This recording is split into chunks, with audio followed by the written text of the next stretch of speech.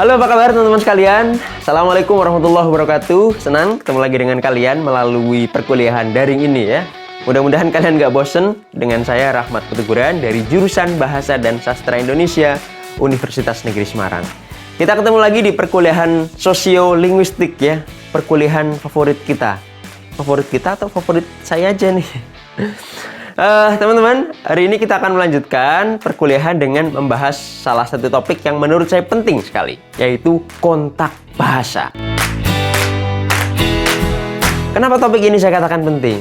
Karena dari peta konsep dan peta topik dalam perkuliahan sosiolinguistik, ternyata peta bahasa itu menjadi semacam apa? Fondasi bagi konsep-konsep lain yang akan kita pelajari di masa yang akan datang. Kontak bahasa adalah konsep mendasar yang harus kita kuasai terlebih dahulu sebelum kita mempelajari bilingualisme, diglosia, alih kode, campur kode, interferensi, integrasi, pergeseran bahasa, dan sebagainya. Karena itulah sekali lagi saya katakan bahwa materi kontak bahasa itu menjadi sangat penting.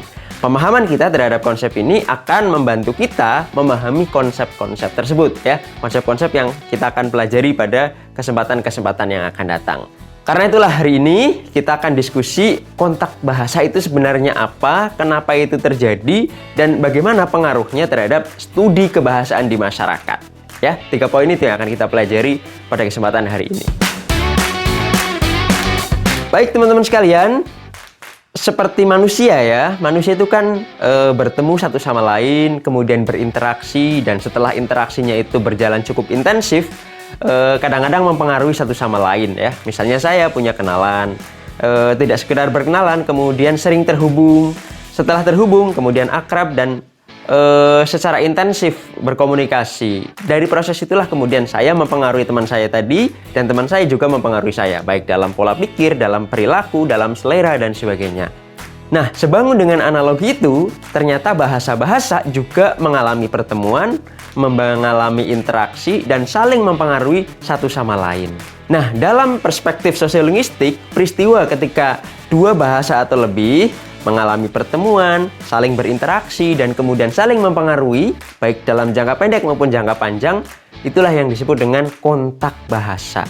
Jadi sekali lagi ya, kontak bahasa itu peristiwa atau gejala sosial ketika dua bahasa atau lebih bertemu, kemudian berinteraksi satu sama lain, dan pada akhirnya mempengaruhi satu sama lain, baik dalam jangka pendek maupun jangka menengah maupun jangka panjang. Ya, itulah disebut kontak bahasa.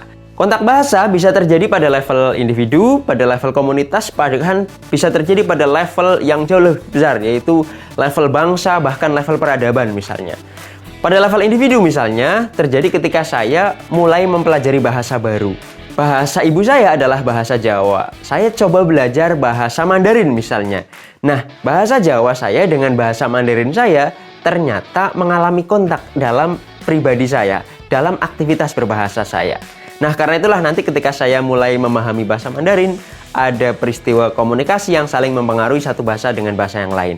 Bahasa Jawa mulai dipengaruhi bahasa Mandarin barangkali, atau cara saya berbahasa Mandarin itu dipengaruhi kebiasaan saya berbahasa Jawa. Itu kontak bahasa pada level individu. Bisa juga kontak bahasa itu terjadi pada level komunitas masyarakat misalnya. Di Semarang itu misalnya ya, ada berbagai bahasa. Bahasa Jawa eksis, bahasa Indonesia juga ada, bahasa Mandarin sering digunakan, bahkan bahasa Arab, bahasa India di komunitas tertentu di Pekojan misalnya, itu juga ada. Nah, kelompok satu dengan kelompok lain itu kan berinteraksi dan bertukar wawasan tentang kebahasaannya. Nah, karena itulah bahasa satu dengan bahasa yang lain kemudian bertukar kosakata, saling mempengaruhi secara fonologis, morfologis, sintaksis, dan sebagainya. Nah, bisa juga kontak bahasa itu terjadi secara lebih luas lagi, yaitu level peradaban. Misalnya ketika peradaban Barat misalnya dengan peradaban Islam memiliki bahasanya sendiri ya. Islam misalnya bahasa utamanya adalah bahasa Arab, kemudian kebudayaan Barat misalnya bahasa utamanya, bahasa pengetahuannya adalah bahasa Inggris misalnya. Ternyata dari tahun ke tahun, 10, 20 tahun, 100, 200 tahun, ternyata ada hubungan antara bahasa Arab dengan bahasa Inggris. Bahasa Arab ternyata menyerap juga loh bahasa Inggris misalnya ya. Atau bahasa Inggris menyerap juga bahasa Arab. Nah, itu terjadi pada level kebudayaan yang lebih besar. Nah, itulah bukti-bukti yang menunjukkan bahwa kontak bahasa itu bisa terjadi dalam peristiwa keseharian yang sangat kecil pada level individu sekaligus level yang jauh lebih besar, yaitu level peradaban pada jangka waktu 100, 200, atau bahkan ribuan tahun. Kontak bahasa bisa terjadi pada ranah-ranah semacam ini. Nah, kemudian teman-teman, bagaimana kontak bahasa bisa terjadi? Sebabnya apa saja sih? Gitu ya. Saya bisa rinci ada 3 sebab utama yang menyebabkan kontak bahasa terjadi. Faktor yang pertama adalah perpindahan fisik penutur. Ketika seseorang berpindah fisik, maka dia membawa bahasanya bertemu dengan orang lain, dan oleh karena itu bahasanya kemudian berinteraksi dengan bahasa lain, gitu ya. Misalnya pada abad 17 atau 16 misalnya ya, ketika para saudagar atau tentara, para pengusaha Belanda mendarat di Jawa. Pada awalnya mereka itu kan menggunakan bahasa Belanda, sementara penduduk Jawa ya tetap menggunakan bahasa Jawa.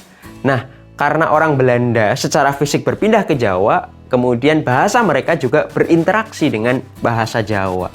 Nah, interaksi itu berlangsung selama puluhan tahun bahkan ratusan tahun, sehingga membuat bahasa Jawa dengan bahasa Belanda itu walaupun secara geografis sangat jauh ya, tetapi karena ada perpindahan fisik membuat dua bahasa itu berinteraksi satu sama lain.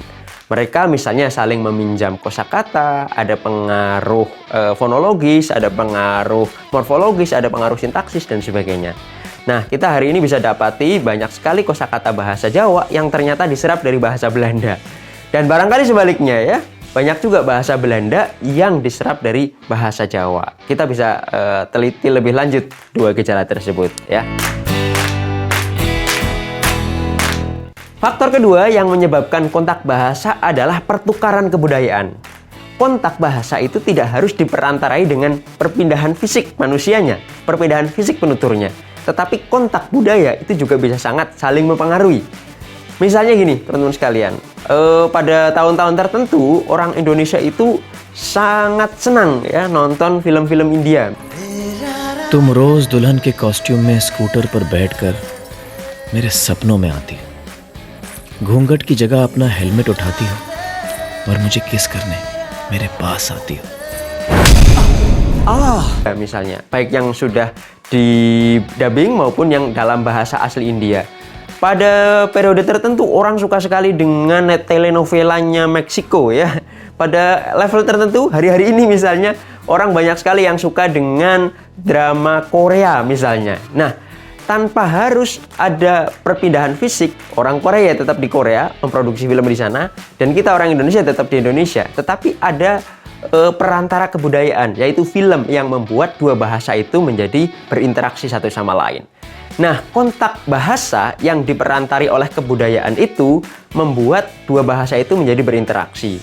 Sekarang misalnya ya, banyak sekali mahasiswa saya, kalian itu ya pelakunya, yang sudah mulai dipengaruhi oleh bahasa Korea. Baik dari pilihan katanya, opa misalnya gitu ya, baik dari cara pengucapannya, dengan pengucapan yang manja, dengan vokal yang dipanjangkan pada suku kata terakhir, itu kan pengaruh yang terjadi akibat kontak bahasa Korea dengan bahasa kita, bahasa Indonesia dan bahasa Jawa misalnya ya. Di masa-masa tertentu, misalnya itu diperantari oleh musik ya. Pada tahun-tahun tertentu misalnya kita sangat suka sekali dengan musik produksi Amerika, produksi Inggris, produksi negara-negara yang lain. Nah, itu membuat dua bahasa itu mengalami kontak meskipun penuturnya tidak pernah berpindah secara fisik.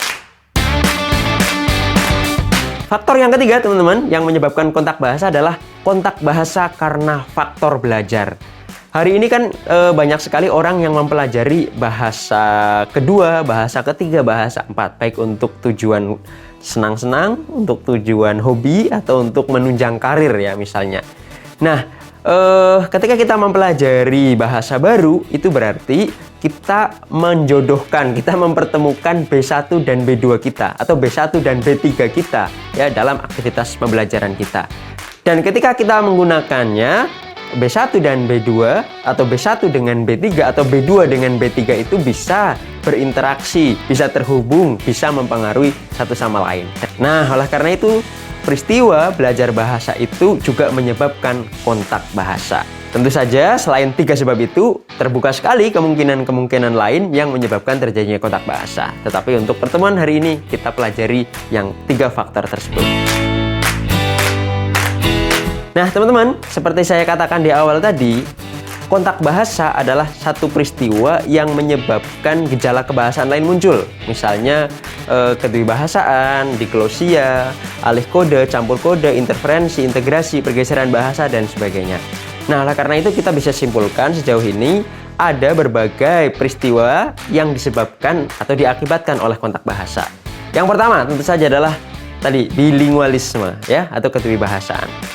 Ketika kontak bahasa terjadi pada level individu, saya menjadi pribadi yang memiliki dua bahasa atau lebih, baik pada level yang setara maupun pada level yang kemampuannya berbeda satu bahasa dengan bahasa yang lain. Dalam level yang lebih besar masyarakat, maka ketika terjadi interaksi antara bahasa satu dengan bahasa lain akan menyebabkan diglosia. Nah, kemampuan saya dalam menggunakan dua bahasa atau lebih ketika saya gunakan dalam komunikasi sehari-hari itu bisa membuat saya mengalami alih kode dan campur kode. Dalam jangka panjang, ketika bahasa itu berinteraksi, saling mempengaruhi, bertukar pengaruh, dan sebagainya, itu akan menyebabkan interferensi, dan kalau dilembagakan, hasil interferensi itu akan menyebabkan integrasi. Nah, yang lebih penting lagi, ternyata konsep kontak bahasa itu juga konsep yang bisa kita gunakan untuk memahami munculnya pidgin dan kreol ya. Teman-teman sudah pernah belajar tentang pidgin dan kreol atau belum ya? Saya gambarkan begini nih, soal pidgin ya. Misalnya ada dua orang asing dengan bahasa yang berbeda bertemu. Mereka tidak memiliki bahasa sama atau lingua franca, mereka tidak memiliki bahasa penghubung. Nah, maka dua orang asing yang bertemu itu akan kebingungan kan berkomunikasi satu sama lain.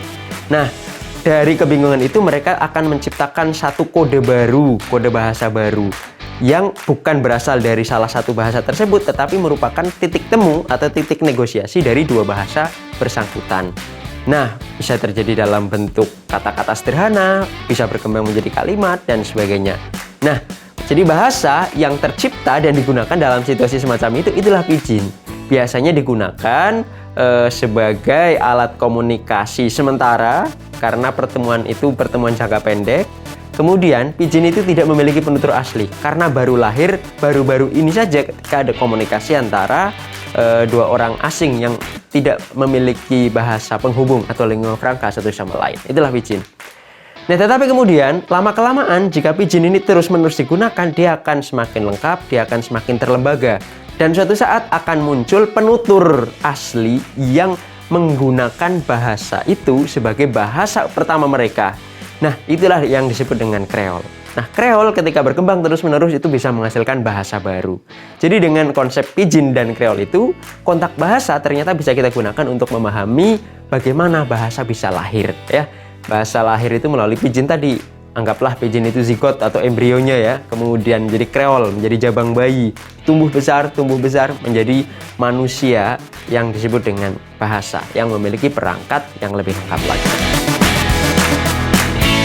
Nah, demikian teman-teman sekalian penjelasan saya tentang kontak bahasa. Mudah-mudahan bisa dipahami dan bisa menjadi landasan kita belajar konsep-konsep berikutnya.